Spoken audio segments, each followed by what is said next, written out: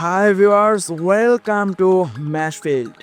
26 March বুধবার ভোর 6টায় আর্জেন্টিনার বুয়েন্স আয়ার্সে মাস মনুমেন্টাল স্টেডিয়ামে আর্জেন্টিনার ঘরের মাঠেই অনুষ্ঠিত হবে Brazil versus Argentina FIFA qualification ম্যাচটি।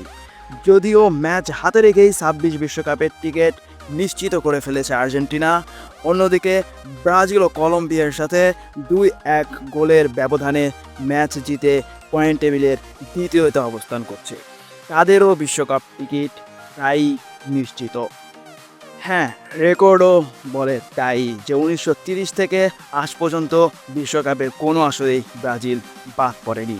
শেষবার ব্রাজিল এবং আর্জেন্টিনা এই দুটি দল মুখোমুখি হয়েছিল ব্রাজিলের ঘরের মাঠেই 2023-এর 22 ডিসেম্বরে, যে ম্যাচটি শেষ হয় 1-0-তে এবং জয় পায় আর্জেন্টিনা।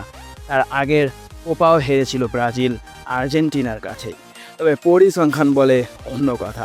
ব্রাজিল আর্জেন্টিনা মোট মুখোমুখি হয়েছিল 24 বার, এর 12টিতে জয় পেয়েছিল ব্রাজিল এবং আর্জেন্টিনা জয় পেয়েছে 8টিতে। বাকি 4টি ম্যাচ হয়েছে ড্র, অর্থাৎ গত 2 ম্যাচের আগে আর্জেন্টিনা ব্রাজিলের বিপক্ষে জয়লাভ করতে পেরেছিল মাত্র 6 ম্যাচে, যেখানে ব্রাজিলের জয়ের সংখ্যাটা ছিল তার দ্বিগুণ, 12টি ম্যাচ জয়। আর ব্রাজিলের বর্তমান এই অধপতনে শুরু হয় ব্রাজিল কোচ তিতের স্বেচ্ছায় ইস্তফা দিয়ে চলে যাওয়ার পর থেকেই। No Messi, no Neymar.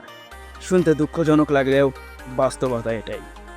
এমনটা নয় যে আগে কখনো তারা স্কোয়াড থেকে ছিটকে যাননি, তবে ঘটনাক্রমে 26 তারিখের ম্যাচে তাদের 2 জনের একজনও খেলবেন না, গ্যালারি থেকে সমর্থন দিয়ে যাবেন দলকে। পরিশেষে 26 মার্চ ভোরে পুরো বিশ্বের ফুটবল প্রেমীদের চোখ থাকবে ব্রাজিল এবং আর্জেন্টিনার ম্যাচে, কারণ পুরো বিশ্ব মুখিয়ে থাকে এবং উদ্গ্রীব হয়ে থাকে এই আমেরিকান সুপার ক্লাসিকো দেখার জন্য। কারণ এই আমেরিকান সুপার ক্লাসিকো দেখাও মেলে কয়েক বছরে একবার।